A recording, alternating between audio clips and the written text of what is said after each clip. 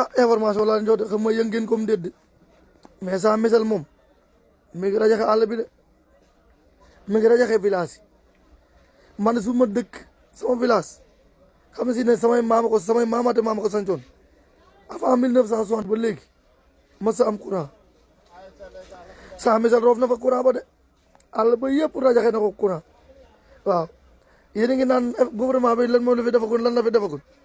ñoom àll ba lañ commencé rajaxe di ñëw Macky Sall pour moom maanaam Sénégal Dakar kese la ñii nag àll ba lañ commencé àll ba waaw rajaxe jëm si Dakar la ilaha illallah ñun ñi xam si xoolal ñun xamuñu woon luy courant ah courant ci dëkk taax rek lañ ko daan gisee village waaye nga xam si ne état yi fa doon jaar nawloowul leen pour ñoom campagne bu tëddee nga ñëw rek takk sa rajo dig leen a dig ban nga ñëw Ndakaaru bu élection yi jeex nga fàtte leen non gouvernement bi mu defut loolu vraiment àll bi nag dëkk yu bëri yu amuloon courant ah am na moom 1960 lañ fi newoon am na yu jiitu 1960 ba léegi amuñu courant saa misel wala mag leen ñu rof courant ba c'est pas possible wóor na yàlla billaahi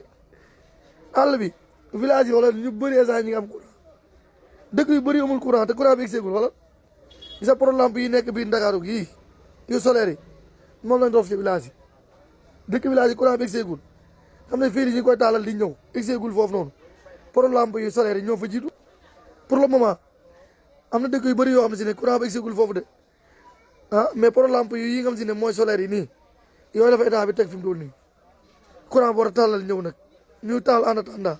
ah courant di tiit amul da ngaa génn ci village